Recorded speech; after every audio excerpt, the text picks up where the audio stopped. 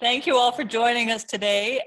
This is our first of several brown bags that we're hosting this month to accompany the exhibit that we have at Artworks in both the Batdorf Gallery and the lower gallery, the Smithsonian Voices in Boats. And today we have Deb Simmons, who's going to present to us. Deb comes to us from the League of Women Voters.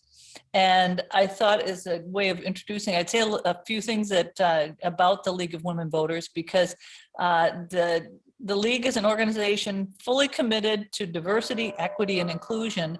And I think that they've been doing that way before it was trendy to do so. The League of Women Voters is nonpartisan and organization that encourages informed and active participation in government, works to increase the understanding of major policy issues, and influences public policy through education and advocacy. So, I mean, that fits so beautifully with the Smithsonian exhibit that we have, because it's not partisan, but it's about what our democracy is and the fact that democracy is in constant revision and that we need to work at it. And so without further ado, I will turn this over to Deb, and I know she's going to be sharing her screen as well, so bear with us in terms of technology today. Thank you, Deb. Well, hello everybody, and thanks for having me. I'm going to attempt to get my screen shared. Is it all good, everyone? And with that said, I'm going to get myself turned off.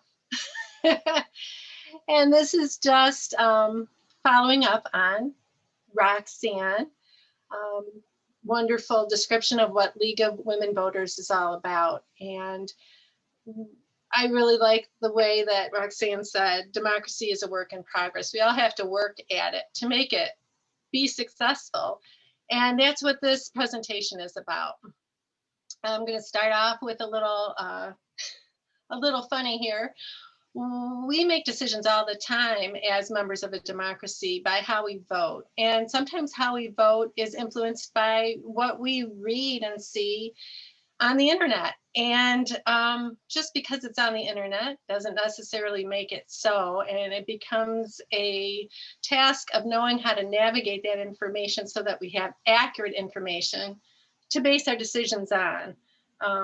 The First Amendment, or the freedom of the press, was guaranteed by the First Amendment to ensure that the press would be able to function as a watchdog. So we would know what's happening in our government and know how to respond if something is going in a direction that we don't like.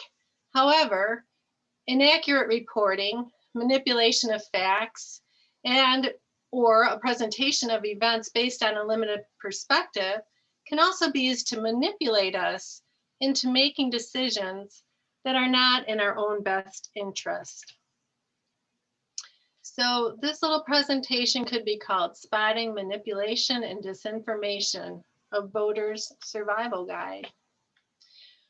I'm going to focus on how to avoid being manipulated by the media so that we can make decisions as voters that are based on accurate information.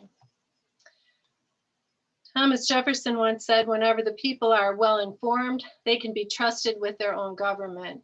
That whenever things get so far wrong as to attract their notice, they may be relied on to set them right.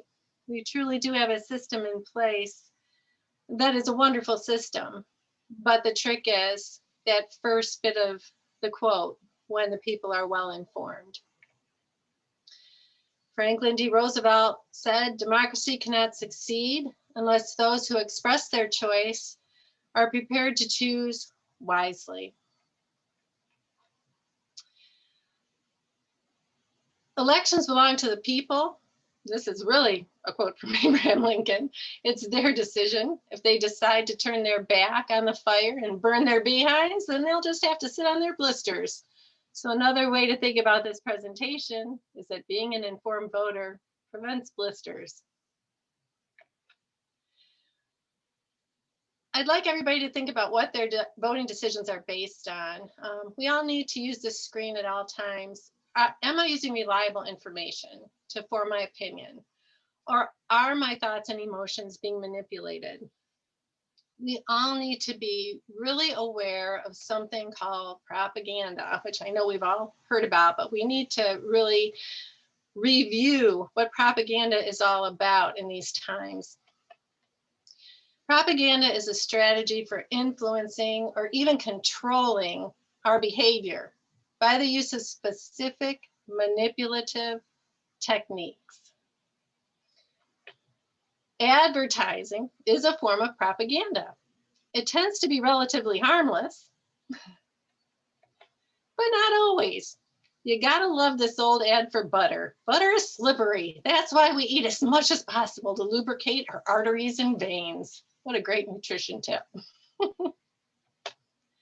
You want to be aware of when propaganda techniques are being used for political purposes, unless you're okay with being manipulated. Be aware of some common techniques designed to manipulate your thinking.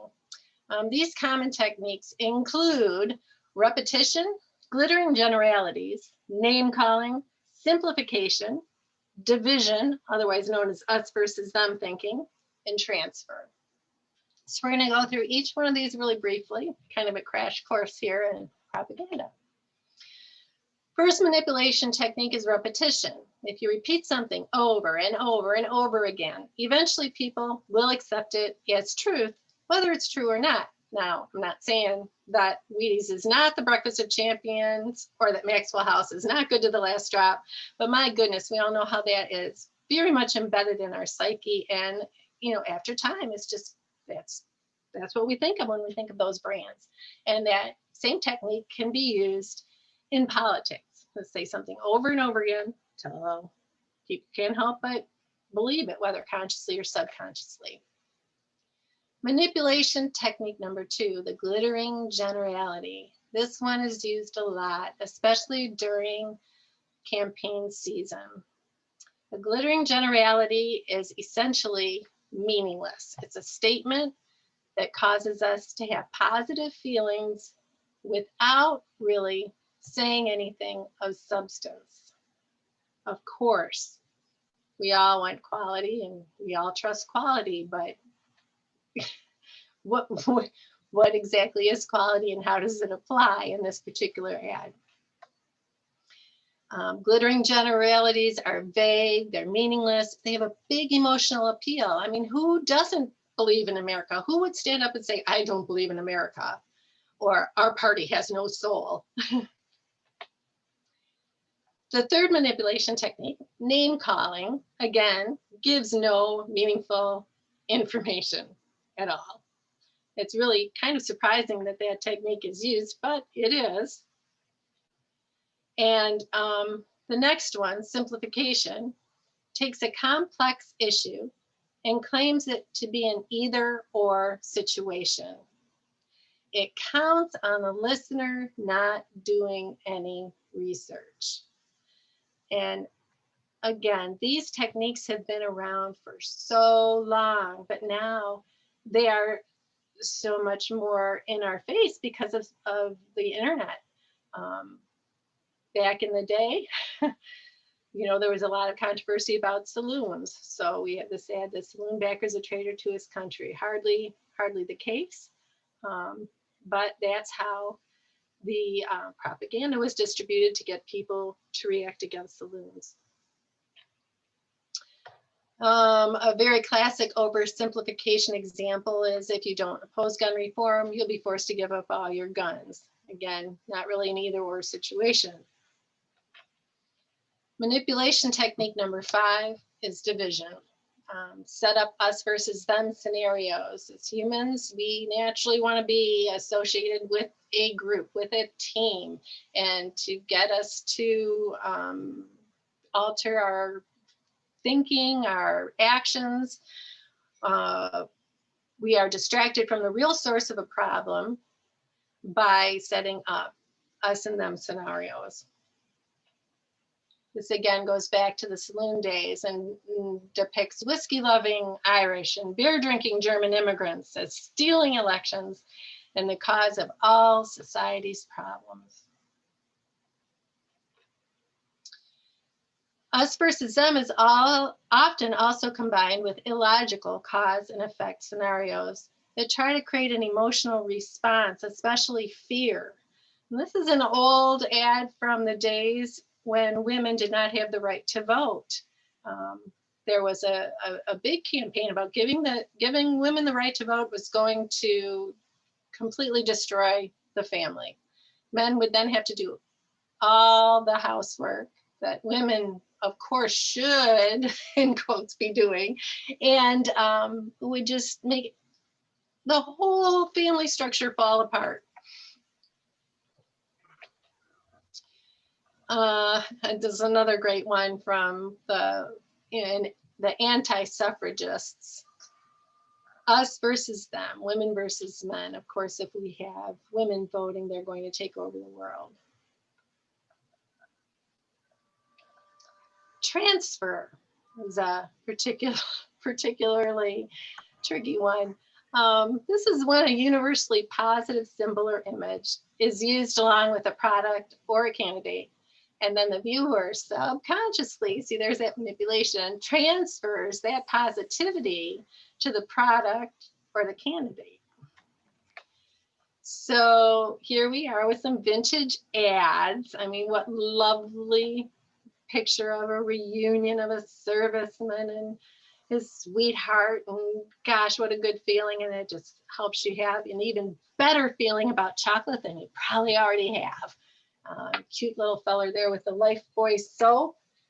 And that again is another positive image. In political ads, the American flag is a perennial favorite. You see it over again, nothing new.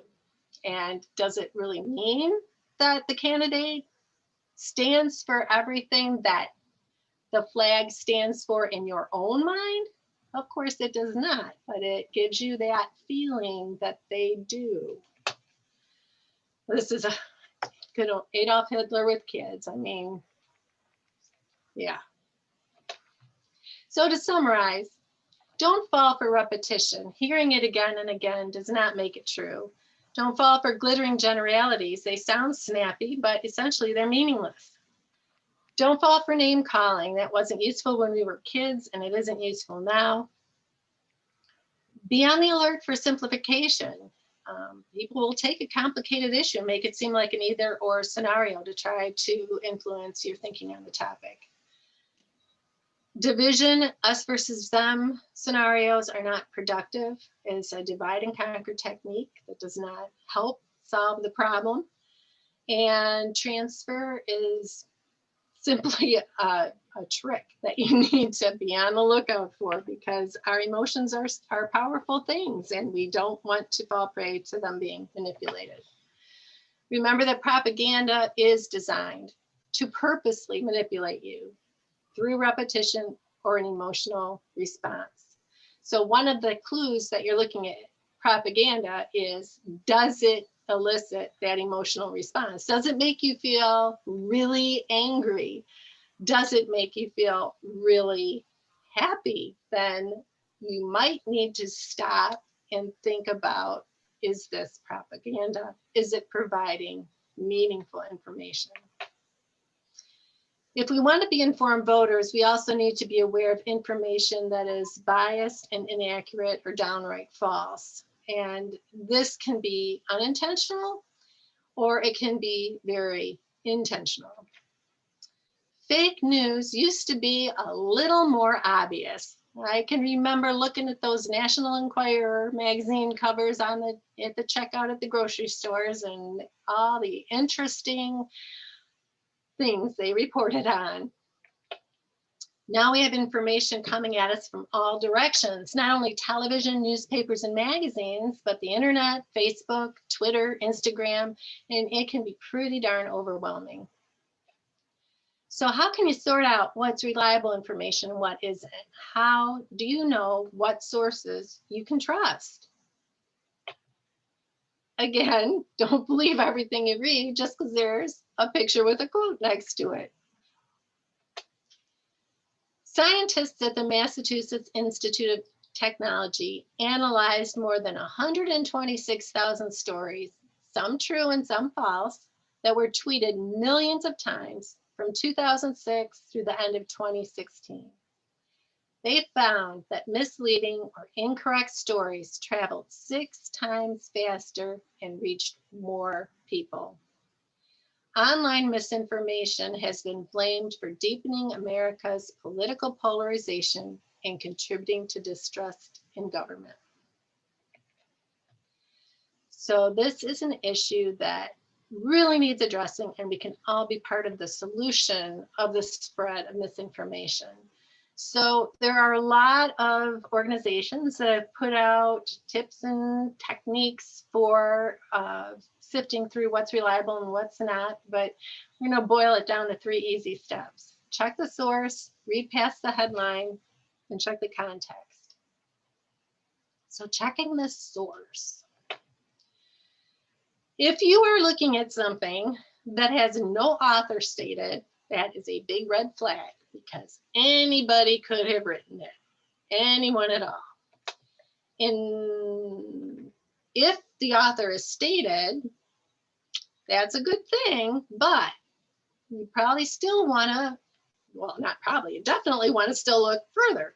Check their Facebook page. Is this person real? You've probably heard of trolls.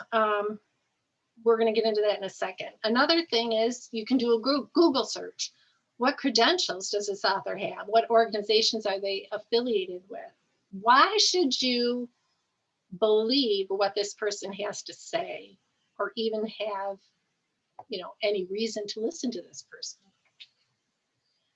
A troll is a fake social media account that spreads misleading information. It can be computer generated rather than a real human being. It might even originate outside the United States. There's a wonderful website that Clemson University has put out called Spot the Troll.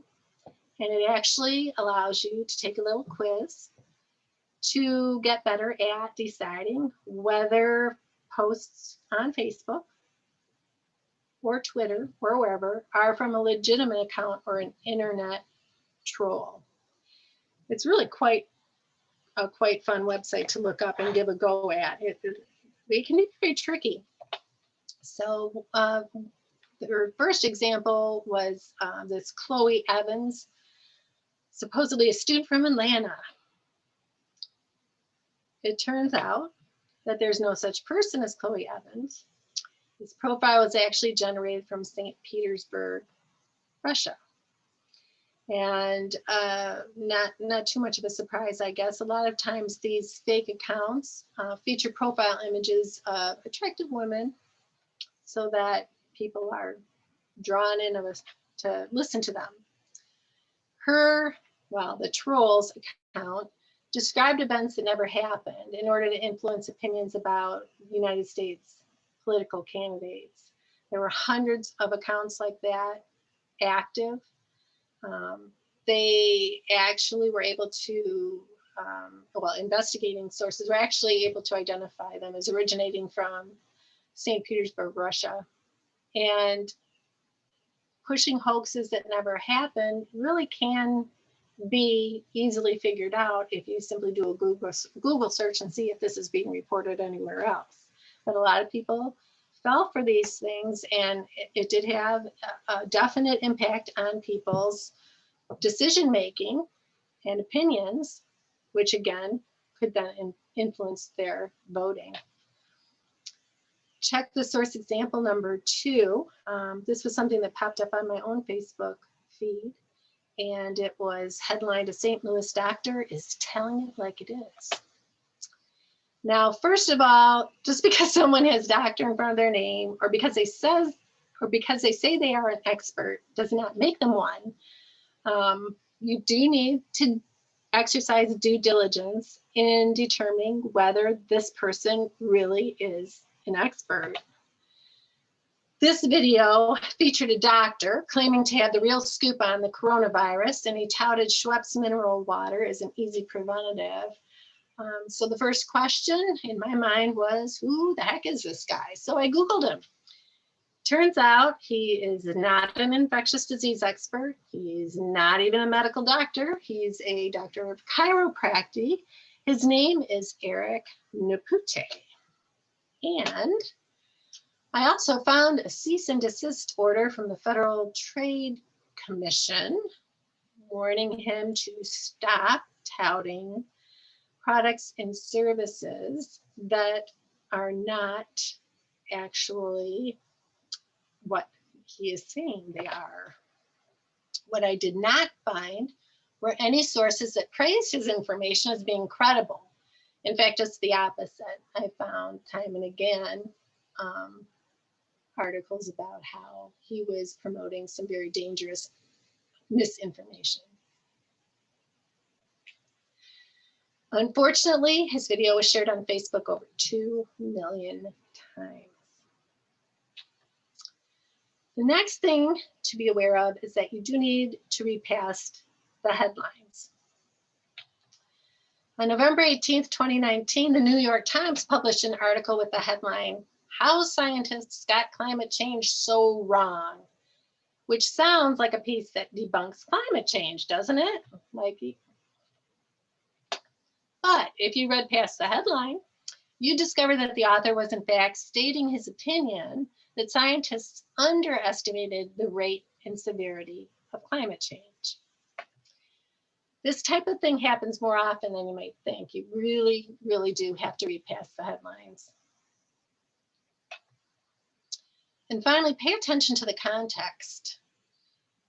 Film critic says, best movie I've seen all year. Of course, it's the only movie I've seen all year. And what do you have in the movie review? Film critic says, best movie I've seen all year.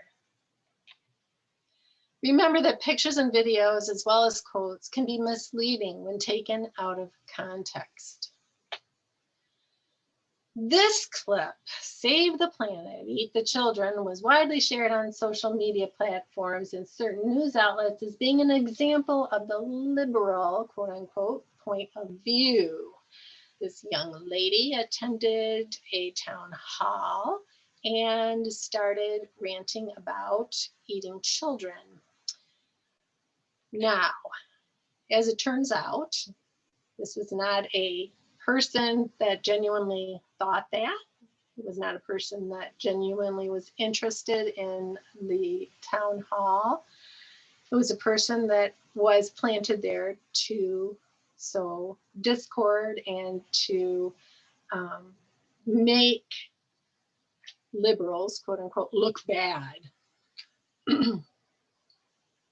When we're going to get into some fact checking sites later, but they actually found out that she was working with the Lyndon LaRouche Political Action Committee, which is actually named after a person that served time for fraud, obstruction of justice, and conspiracy theories. But even though this happened in October of 2019, this clip and its accompanying divisive messaging is still making the rounds. And when I prepped for this presentation, I went and looked on Facebook. Is this still making the rounds? Yeah, March 28th, still making the rounds. Remember that pictures and videos can also be doctored. Technology is moving really quickly. This is a picture of my grandparents who immigrated from Flanders, and it was taken around 1917. Now, I am far from a computer guru, but I do know how to Google things and find out how to get somebody else to do something. So this is my grandfather. Whoa, wait a second. This is my grandfather, and look what I can make him do. So if I can do this, you know, imagine how a video can be doctored, manipulated to make it do things that it's not really doing, or a photo can be manipulated. So again, don't believe everything you see on the internet. Now we're going to do something. We're going to try all 3 steps, and we're going to try not to step on any toes. Try to find a pretty low-key example here. There was an article that caught my attention a while back that our then President Trump landed a third Nobel Peace Prize nomination. And it just surprised me. I was like, wow, that's really something. But I wonder what he did to do that. Now, checking the source, this comes from a newspaper, not an individual. So you still have to check further, because just because it's from a newspaper, of course, doesn't mean it's reliable. So the Washington Examiner, I can check and see how the Washington Examiner rates as a reliable news source. And by reliable, we mean it consistently reports factual information that can be verified as true.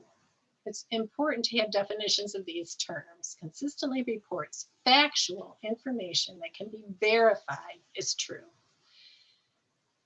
in contradiction to unreliable, which consistently reports information that can be shown to be false. Or biased information, which manipulates information through selection and highlighting of only certain facts and events, and or publishes opinions that only present one side of an argument or consistently favor one point of view.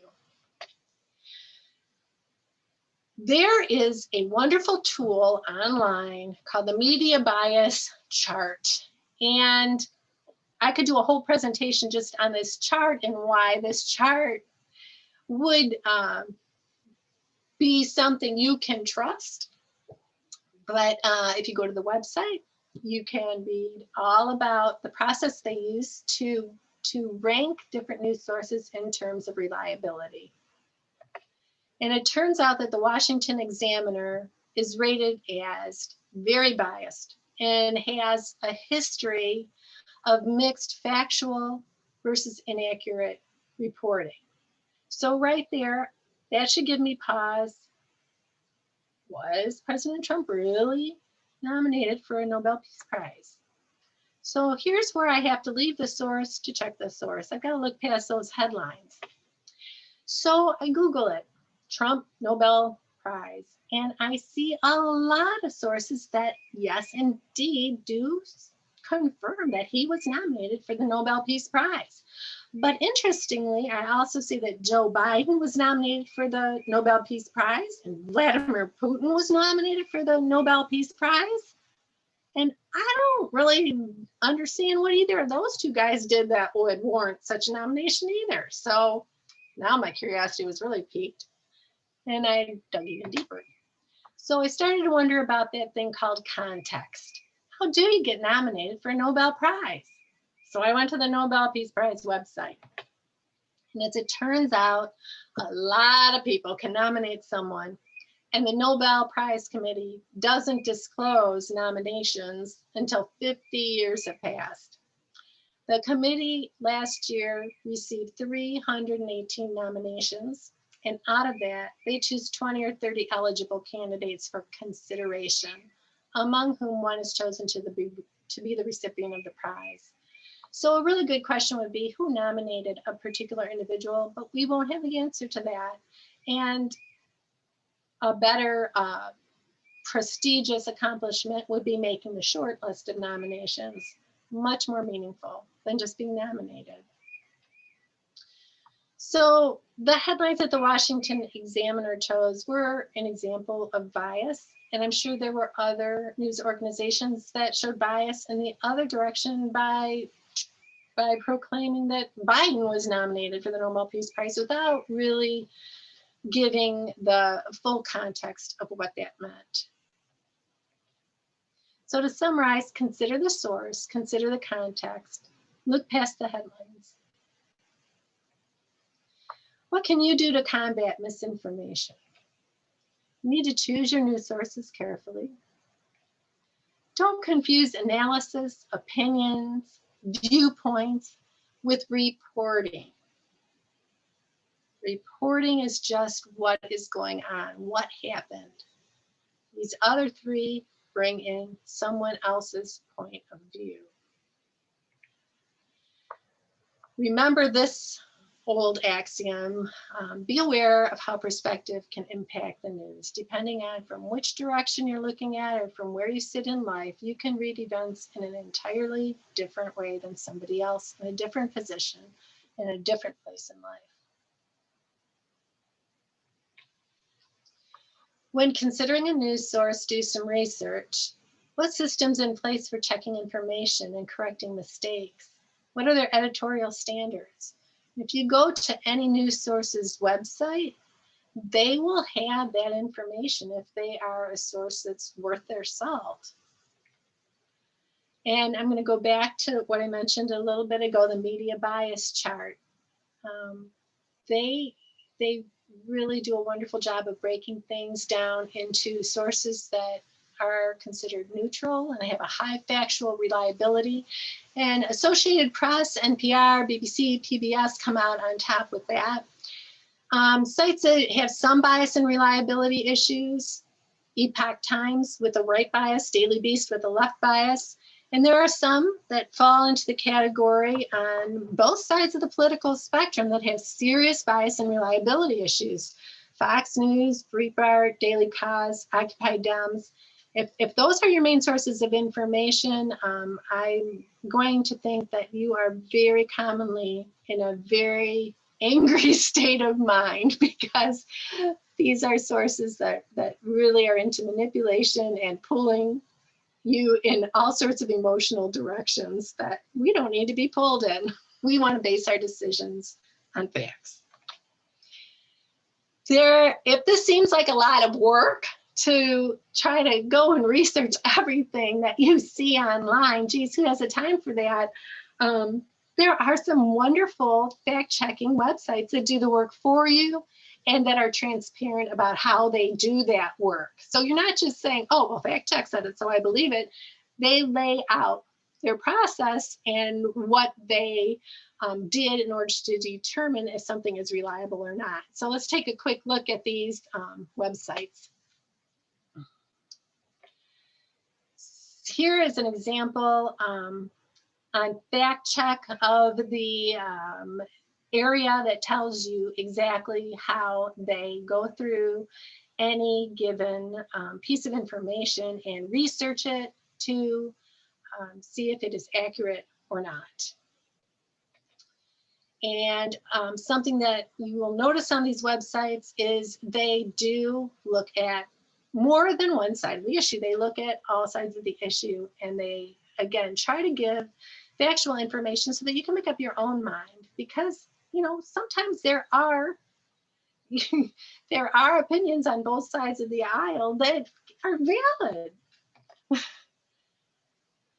This is an example of a screen from, from PolitiFact. And PolitiFact does a little thing called a truth meter and can show you at a glance whether something is, how something is rated in terms of reliability. And then when you click on it, you get further information about why they rated it in that way.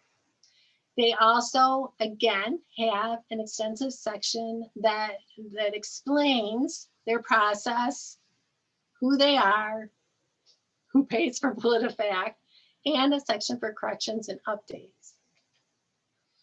And finally, really get to know candidates. A lot of the information we get that we've been talking about are about particular people. So when you go to the voting booth, you want to know about these people, and you want to know that the information you have about them is not some sort of subconscious manipulated ideas, but that they're actual, facts. So what experience does a candidate have? What are their plans for positive impact?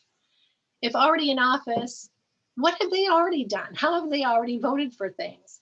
Where has their campaign money come from? So where can you find information like this?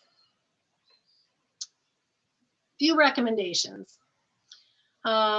Just Facts at votesmart.org and opensecrets.org are websites that really get into helping you access facts about candidates. This is from VoteSmart, and it is particularly helpful for looking at candidates' resumes, their voting records, who endorses that candidate, what are their positions on key issues.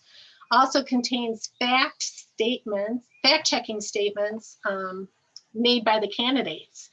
And another fun thing on this website is Vote Easy section here, where they actually ask you questions about what your thoughts are on particular issues, and then they match you up with a candidate that holds the same points of view. This is a little example of biographical information presented about a candidate, and you could see that it gives professional experience, political experience. There is a section you can click on voting records, on campaign finances, interest group ratings and endorsements. Here is the campaign finance information, who donates money to this candidate. And as far as the interest group information, what this is it tells you, let's say you're a member of, let's see here, you're a member of the Sierra Club Michigan chapter. So they give him an approval rating of 8%, whereas like American Forest and Paper Association give a approval rating of 100% in terms of how that person's voting record matches up with the goals of that particular information. So that can be very helpful, especially if you are in an organization already that you know that you really trust their mission statement and that is something that's important to you. You can see how they rate that candidate in terms of their voting record. Lists of how votes were cast by a candidate, and you can get further information on any one of those votes. And Open Secrets is the second website I mentioned. This one's particularly helpful for following the money. It goes even deeper into exploring how a candidate is financed. And it also has a really great explanation of dark money, which could be a whole nother presentation, but if you're not familiar with dark money, you should be, because it is a type of spending that is allowed to be secret. It's when groups of people form an organization in which they can remain anonymous under the banner of the name of their political action group and thereby fund a candidate without we citizens really knowing who's behind that money that is funding that candidate. And finally, a plug for League of Women Voters' very own vote411.org. When election times roll around, this is a great website for getting information, even down to your particular county and township level about what is being, what is on the ballot, what does the ballot look like, who are the candidates, when are the polls open, where do you go to vote, are you registered already? Wonderful source of information. And then always know that you can go straight to the source of michigan.gov to find out information about voting procedure as well. This is a screenshot of Vote 411. It's very user friendly, and we use it a lot when we're helping college students, but get registered to vote and vote for the first time, because that can be pretty intimidating, voting for the first time. But heck, I have voted many times and I still like to see the ballot ahead of time to sort of have in my mind what I'm going to do once I get to that polling place. So in summary, don't be manipulated by propaganda. Lots of ways you can do further exploration on that topic. Be diligent about fact checking, especially if something gives you a strong emotional reaction. And some final thoughts. Unfortunately, if we are not smart about voting, bad things can happen. Ignorance and despotism seem made for each other. It's not fun to think that we might be manipulated. I really like this quote from Carl Sagan. One of the saddest lessons of history is this, is if we've been bamboozled long enough, we tend to reject any evidence of the bamboozle. We're no longer interested in finding out the truth. The bamboozle has captured us. It's simply too painful to acknowledge, even to ourselves, that we've been taken. Once you give a charlatan power over you, you can almost never get it back. And I would substitute even the idea of charlatan to once you give a news source power over you, or once you give Facebook internet memes power over you. It's hard to back away from that source of information, but we owe it to our country and to our democracy to do that. So it's my hope that we can get to the point where we can interact with each other in a civilized manner, in a polite manner, to help each other discern reliable from unreliable information. There is no reason that unreliable information and even purposeful disinformation should be allowed to circulate and influence people. We have the power to stand up against that. So you can make a difference by politely correcting misinformation when you see it. Be diligent yourself about fact checking and thoughtful about sharing. And in that way, we can all be informed voters and do our best to make this country the best it can be. Thanks so much for listening to this presentation. Thank you, Deb. That was that was a great presentation. I hope that more people will listen to it after the fact. It certainly is worth listening to more than once. I know that I was really, I really liked the beginning part where you showed these old ads, because so many times people think that all of these problems are just our problems today, and that we haven't been through this before, and that somehow everything 40, 50 years ago was all rosy and wonderful. And it's like, that's not how I remember it. And so I think that was very helpful, but also all of these really wonderful tools that we can use to make sure that we're spreading, when we share information, that we're accurate. I've seen people take people to task on the internet for posting things and saying, you need to check your facts, and then they correct them. And I always like seeing that. But we have time now to open this up if anyone has questions for Deb or comments about the presentation. I hope a lot of people do watch this recording, and I think of Mark Brecka, who teaches at the middle school, and have an opportunity for his students to see this. I think he'd love the information that was shared today. And Deb, it was really eye-opening for me because I find myself in the emotional bucket sometimes. And so that was really helpful to have a way, like a way through that sometimes. And I surround myself with people who use the always, half of, and terms like that. And always in the back of my mind, I'm thinking, how do they know that? Like, where's the source on that? And so I think I'm going to be more intentional about kind of pushing those buttons a little bit more for real information and finding sources. And yeah.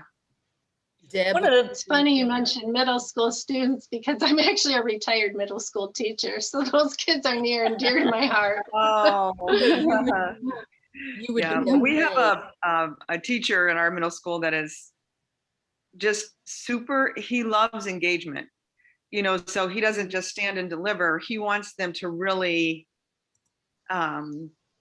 engage in the conversation. Right.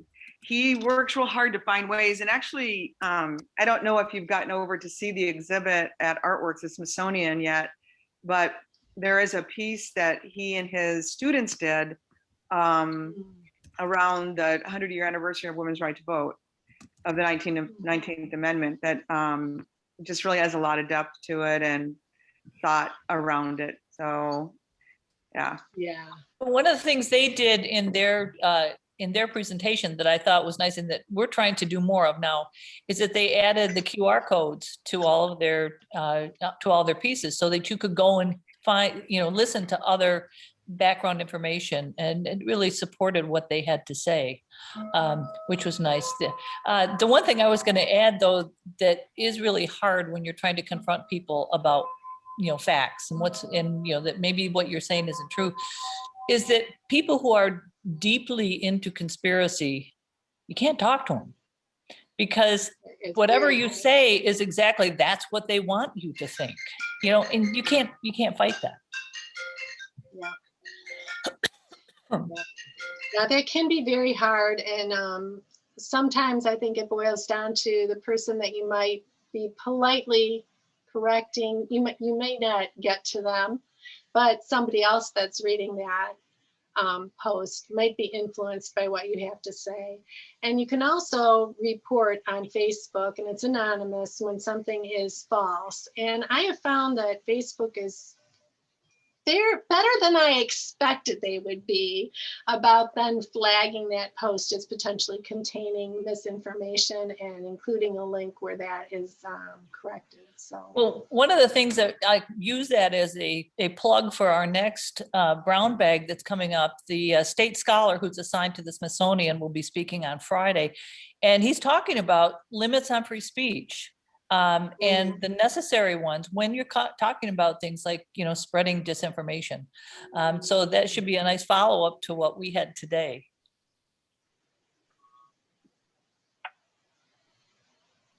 I also wanted to thank Teresa for making all the connections for us to do this. And I noticed Roxanne took the ball and moved everything forward, but that we have another one of your speakers, your recommendation, speaking later in the month. So all of the programming, Roxanne, that has come together is just phenomenal. So I really do, this is so timely, and I really hope that people are still paying attention, because I think, you're not hearing, or it feels like you're not hearing as much, although I've disconnected more, so it may be me. But, Our new retiree. Yeah. So, but Teresa, it's a pleasure to see your face. Nice to see you, Lynn. Yeah. And I'm grateful for the connections that you helped us make to bring this together.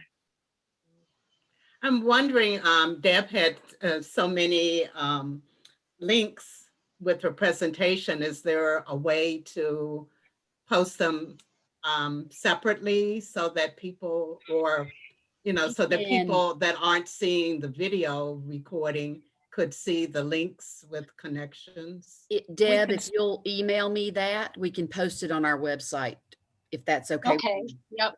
So it'll be on Yeah, the I think website. you wanna Teresa. do it.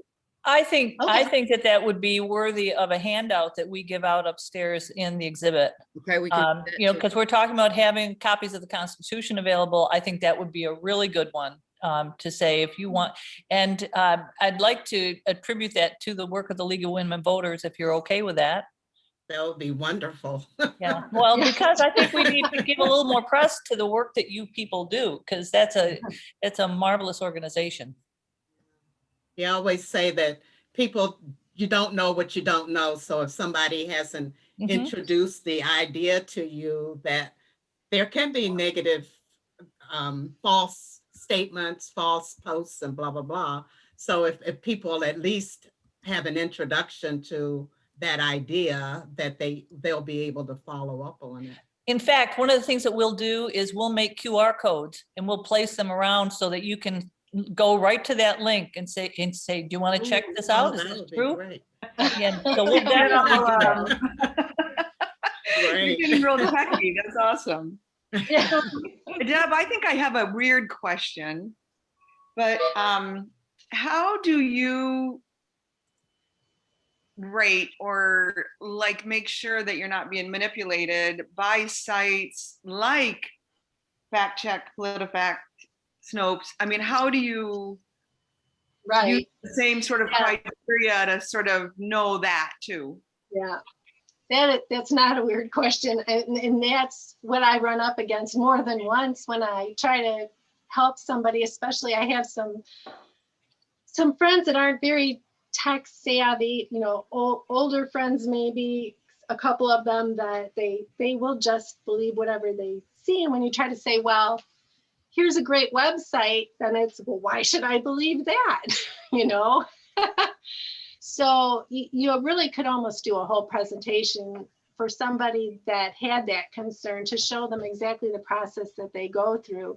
But it does boil down to like that old thing back from middle school, like what is a reliable fact? It's something that you can verify because you've seen it, you know, you've heard it, you could touch it, whatever. It goes back to the primary sources to examine if the information is correct. So that whole line between, well, what's a fact, what's not a fact, and then it's a factual statement, but is it a true factual statement? Right. It kind of gives, yeah. Well, and you think about Okay. trolls, you know, trolls are, you know, the opportunity for other groups to take hold of a site and manipulate it, or the way that technology can, you know, you can alter technology like you did with your grandfather's picture. Yeah. Like Yeah. you're so the truth meter anymore feels like it's very difficult to really, you know, like, oh, yep. I mean, my hair really is not blonde. No matter what you're looking at, you know. So do you know what I'm saying? It's like you're so. Yeah, it is. It's a very difficult world out there now. It's not so obvious anymore Right. when something is not true. It's, I mean, and the other aspect though that we have to remember in a positive way, I was just hearing that they did some looking into the vaccine disinformation that's being spread around, and they looked at the sources of a lot of these memes being circulated, and they originated from a total of 12 different people. Now, that might not be an exact number, you know, depending on how well they did their research, but only 12 people were able to disseminate such a wide variety of misinformation to so many people. So the opposite can also be true, that where just a few people can spread the right information. So, you know, sometimes we have to remember that we have power too, and being politely quiet maybe is not the best course of action, or at least in your own media, you know, when you see something circulating that's not correct, maybe post something that is correct, you know. When So, you see something, say yeah. something. Yes, exactly. Good advice. Yeah.